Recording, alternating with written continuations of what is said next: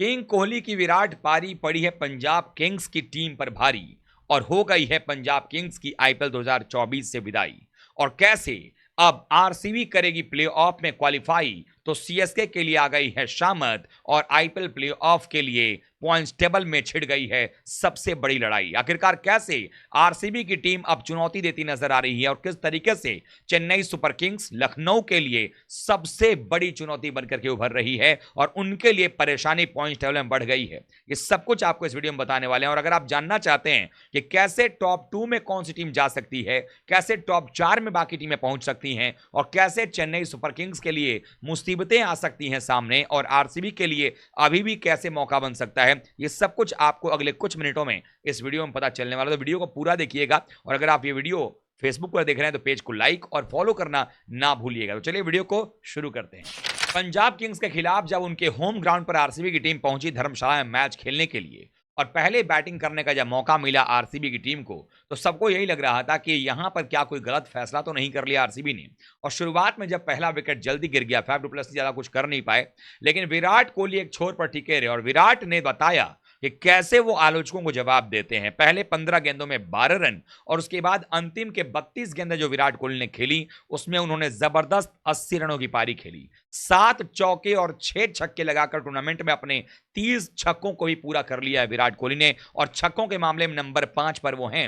रनों के मामले में बात करें तो 600 रन भी बना चुके हैं वो, 634 रन के साथ वो नंबर 1 पर हैं। आईपीएल इतिहास में ये चौथी बार है जब विराट कोहली ने 600 रन एक सीजन में पूरे किए हुए हैं। हालांकि ये सब तो पर्सनल माइलस्टोन हो गए, विराट कोहली तो किंग है ही और ये भारतीय टीम के लिए अच्छी खबर है कि वर्ल्ड कप से पहले विराट कोहली इस फॉर्म में नजर आ रहे हैं। लेकिन अब सबसे बड़ा सवाल यह है कि इस मुकाबले में हार के बाद हुआ क्या है पंजाब का।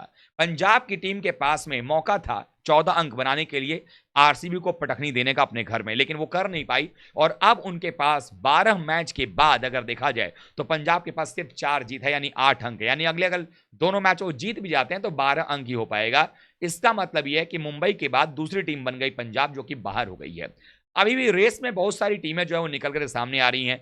अब आरसीबी के पास मौका है कि बचे हुए 2 मैच को, चूंकि इनके 12 मैच में 10 अंक हैं, तो अगर बचे हुए दोनों मैच आरसीबी जीतती है तो उनके पास 14 अंक हो जाएंगे। हालांकि टॉप 4 में भी 2 टीमें ऐसी हैं जो अभी भी 16 अंक या 18 अंक ले सकती हैं टॉप 4 में अपने आप को बनाए रखने के लिए। वो टीम है एसआरएच और चेन्नई सुपर किंग्स, और उनको चुनौती दे सकती है लखनऊ की टीम। लेकिन एसआरएच की टीम को अगर हम देखें, उनके पास में स्लाइट एज ये है कि वो अपने घर में दोनों मैच अगले खेलने वाले हैं, तो उनके लिए थोड़ी आसान परिस्थिति है बाकी टीमों की अपेक्षा। बाकी टीमें कौन है? लखनऊ और चेन्नई, साथ ही साथ दिल्ली कैपिटल्स, क्योंकि इन सबको अपने घर के अलावा बाहर भी जाकर के मैचेस खेलने हैं। तो ऐसे में सवाल ये उठता है कि ये आखिरकार कौन सी टीम है जो ये काम कर सकती है, अपने आप को टॉप 4 में पहुंचा सकती है। और टॉप 4 से चूंकि सीएसके, आपके केकेआर और आरआर तो बिल्कुल कंफर्म है, लेकिन सीएसके के लिए दुविधा बढ़ गई है। जिस तरह से एसआरएच खेल रहे अपने घर में, उनके दोनों मैच हैं, तो वो भी लगभग क्वालिफाई कर जाएगी। लेकिन सीएसके क्या टॉप 4 में बनी रह पाएगी या सीएसके जो है वो बाहर हो जाएगी? और सीएसके अगर बाहर होती है तो कैसे वो बाहर होगी, ये सारे समीकरण बताएंगे। और कैसे आरसीबी क्वालिफाई कर जाएगी, ये सब कुछ आपको बताने वाले हैं। लेकिन उसके पहले अब बात करते हैं कि कैसे अब क्या सिचुएशन बन रहा है, कैसे आरसीबी क्वालिफाई करेगी और सीएसके के लिए मुश्किल हो सकता है। सबसे पहला सिचुएशन तो जो बन रहा है वो ये बन रहा है यहां पे, अगर देखा जाए कि आरसीबी को अपने बचे हुए दोनों मैचेस जीतने पड़ेंगे। अब आप कहेंगे आरसीबी के बचे हुए मैचेस किससे हैं, तो आरसीबी के जो मैचेस जो बचे हुए हैं वो है दिल्ली से और चेन्नई से। अब आप बताएं कि दिल्ली से भी जो मैच आरसीबी को खेलना है वो अपने घर में खेलना है, चेन्नई से भी जो मैच खेलना है अपने घर में खेलना है। इसीलिए आरसीबी जिस फॉर्म में है और अपने घर का एडवांटेज उसको मिलेगा, उसके हिसाब से ऐसा माना जा सकता है कि दिल्ली और चेन्नई दोनों को हरा सकती है। अगर दिल्ली को हराती है तो दिल्ली भी मैक्सिमम 14 अंक ही ले पाएगा। अभी दिल्ली एक टीम है जो 16 ले सकती है अगर देखा जाए, लेकिन अगर दिल्ली के चांसेस देखें उनके पास में 12 अंक हैं, लेकिन जब आरसीबी से वो हारेगी तो उनके पास सिर्फ 14 अंक लेने का मौका रह जाएगा। और चूंकि चेन्नई या आरसीबी की टीम की बात करें तो वो नेट रन अपना प्लस में कर चुकी है, तो वो एक फायदा उनके पास में है। दूसरी बात है कि जब आरसीबी चेन्नई को हराएगी तो जो आरसीबी के खिलाफ जो चेन्नई की टीम की अगर हार होती है तो चेन्नई के पास में भी अगर देखा जाए तो अभी 11 में 12 है, तो उनके पास 12 में 12 अगर मान लेते हैं तो उनके पास भी 16 के अलावा कोई और ऑप्शन बचेगा नहीं। लेकिन अब देखना होगा कि आगे क्या होगा। दूसरा सिचुएशन है कि जीटी और आरआर जो है अगर सीएसके को हरा दें, जीटी और आरआर किसको हरा दें? सीएसके को। अब सीएसके के जो मैचेस हैं वो कैसे हैं? आरसीबी से मान लीजिए हार चुकी है तो 12 अंक बचा हुआ है, अब 2 मैच उनको दोनों जीतना पड़ेगा।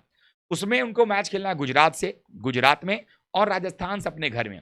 राजस्थान की टीम फॉर्म में है, भले मैचेस हारे बहुत बहुत करीबी रहे हैं, तो ऐसे में इन दोनों मैचेस में अगर दोनों जीती चेन्नई तब तो ठीक है, लेकिन अगर एक मैच भी जीतती और गुजरात से और राजस्थान से हार जाती चेन्नई से हारने के साथ ही साथ, तो फिर ऐसे में उनके लिए मुश्किल हो जाएगा। और आपको बता दूं कि जो बैंगलोर से मैच है चेन्नई का, वो आखिरी मैच है, उसके पहले ही दोनों मैच उनको जीतने पड़ेंगे, गुजरात को हराना पड़ेगा और फिर राजस्थान को हराना पड़ेगा, ताकि पहले 16 अंक हो जाए तो फिर दबाव आरसीबी के खिलाफ में ना रहे। लेकिन क्या ऐसा होगा, वो मामला है। अगला कंडीशन है कि एमआई एलएसजी को हरा दे। कैसे कि दिल्ली को चूंकि अगर आरसीबी हरा देगी तो उनके 13 में 12 हो जाएंगे, यानी कि वो 14 ही कर पाएंगे अगर लखनऊ को हराते हैं। तो फिर जब अगर आप लखनऊ को देखें, लखनऊ को अगर हरा देती है दिल्ली, तो दिल्ली के 14 हो जाएंगे, लखनऊ फिर 12 पर रह जाएगी।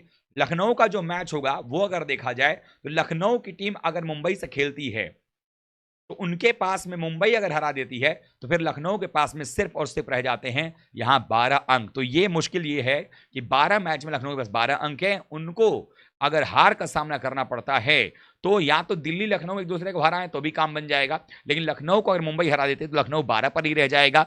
दिल्ली 14 पर जा सकता है, लेकिन दिल्ली को आरसीबी अगर हरा देती है तो उनको अंतिम मैच में लखनऊ को हराना ही पड़ेगा। तो ऐसे कंडीशन में या फिर अगर दिल्ली को लखनऊ हरा देती है तो लखनऊ के 14 अंक हो जाएंगे, लेकिन फिर अगर मुंबई हरा देती है लखनऊ का नेट रन नीचे आ जाएगा और फिर दिल्ली 12 पर रह जाएगी और लखनऊ 14 पर रह जाएगा। तो ये मुश्किल हो जाएगा। उसके बाद अगर देखें तो फिर गुजरात के पास एक मौका है कि वो अपने मैचेस जो खेले वो दिक्कत करती नजर आए, यानी कि केकेआर और एसआरएच ये गुजरात को हरा दें तो गुजरात के पास भी अगर मौका देखें तो गुजरात के पास इस समय अंक हैं 8 और 3 मैचेस बचे हुए हैं, 3 मैच यानी कि 14 अंक हो जाएंगे।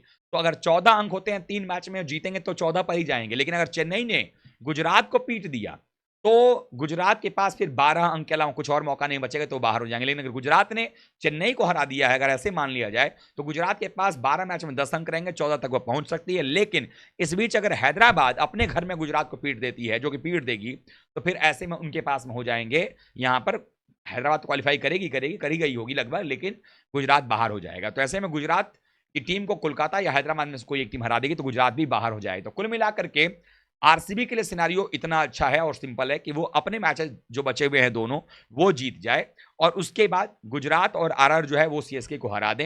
यानी कि 2 मैच अगर सीएसके हार जाती है तो उनके पास, चूंकि सीएसके के पास अगर देखेंगे तो 11 में 12 अंक हैं, 2 हार जाएंगे तो फिर वो 14 अंक ही कर पाएंगे।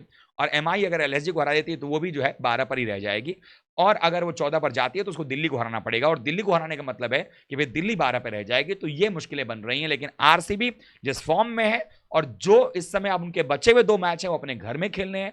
चेन्नई के लिए दिक्कत यह है कि उनको जो है 2 मैचेस 3 में से वो बाहर खेलना है, और जो अपने घर में खेलना है वो मैचेस उनको राजस्थान जैसी टीम से खेलना है। तो आपको क्या लगता है, आपकी नजर में क्या चेन्नई के पास अभी भी चांस है, या ये भी हो सकता है कि चेन्नई अपने सारे मैचेस जीत करके सीधे 18 अंक ले ले? आप क्या सोचते हैं, आप कमेंट करके बताइएगा। वीडियो को लाइक कीजिएगा, शेयर कीजिएगा, और चैनल पर आप पहली बार आए हैं तो क्रिक रोस्ट की फैमिली में सब्सक्राइब बटन दबा करके अभी शामिल हो जाइएगा। मिलते हैं किसी और वीडियो के साथ, तब तक आप सभी का बहुत बहुत धन्यवाद। थैंक यू सो मच दोस्तों।